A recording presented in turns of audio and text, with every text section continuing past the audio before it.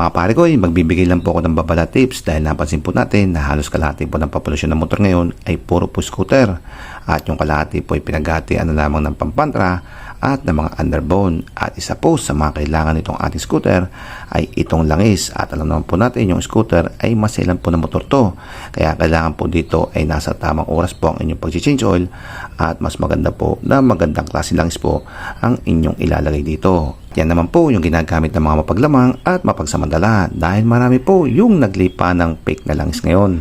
Hindi rin po nakaligtas tong Motol Scooter 40. So pang scooter po siya, marami po naka-scooter, kaya marami din po namimili nito. At hindi naman po natin masisisi yung ibang tindahan na makapagbenta ng peke, baka hindi rin po nila alam. Kaya napaka-importante mga pare ko na tayo po ang last line of defense at kailangan po natin equip yung ating mga sarili ng kaalaman kung paano po natin ma-identify yung fake na Motol Scooter 40. Para magawa po yun ay kailangan po natin ma-identify yung legit at original na Motol Scooter 40. So nandito po tayo para ituro sa inyo. So napakadali lamang, 2-step lamang. Kaya bago po kayo pumunta sa tindahan ay kailangan nyo po ng cellphone at meron po dapat siyang internet or data dahil kakailangan nyo po to mamaya. Then pag nasa tindahan na po kayo ay huwag nyo muna po bilhin at tingnan nyo muna po yung kanyang likod. So sa likod po ay may makikita po kayo dito na peel here. So kuwitin nyo po hanggang may lumabas pang isang sticker sa ilalim. Then pag nakita nyo yung sticker sa ilalim, dire-diretso nyo lang po siyang ipil. Ay may makikita pa po kayong isa pa ulit na sticker na may nakasulat na yan po dapat ang nakasulat. So pag walang ganito, at pag backlash nyo ay ganito na yung lumabas,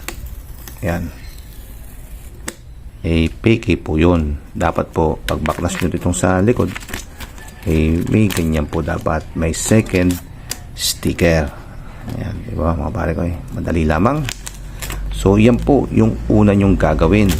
Then para ma-confirm po natin na tunay po talaga, dito gagamit na po tayo ng cellphone na may internet. Dahil i-scan po natin yung QR code na nakalagay po sa takip, at dito po sa ating cellphone ay sa scanner po kayo pupunta. Then itapat na po natin sa QR code itong ating camera. Yun, na-detect niya. Then go to website, then browse. So wait lang po tayo ng confirmation. Ayun, positive mga pare ko, na genuine po itong ating Motol Scooter 40. At yung napaka-importante po na dapat ay tumagma po yung serial number dito sa ating langis. At yung serial number po is 80KK3ABD. So tugma pa mga pare ko, tugma po siya rito. So positive na genuine po at legit itong ating langis na Motol Scooter 40. Eto, meron pa ako sa langis dito. Tingnan po natin kung gaano po natin kabilis malalaman kung legit po to o hindi. So nasa tindahan na po tayo. Una po natin gawin ay tingnan po natin yung kanyang back cover. So positive mga pare ko, legit. Then kunin po natin yung ating cellphone, ilagay po natin sa scanner. Ayun, tingnan po natin yung kanyang QR code. Yun, na-detect niya na. Then go browse.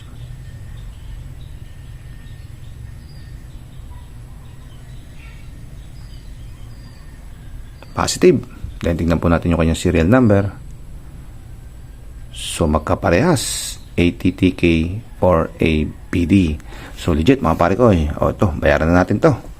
So ganun lang po kabilis kumalaman kung legit o fake itong Motol Scooter 40. So mga pare, hopefully nakatulong po itong ating video sa mga bibili at gustong gumamit ng Motol Scooter 40 para hindi po kayo makabili ng fake. So ganito lang po mga pare ko, paalam sa inyo.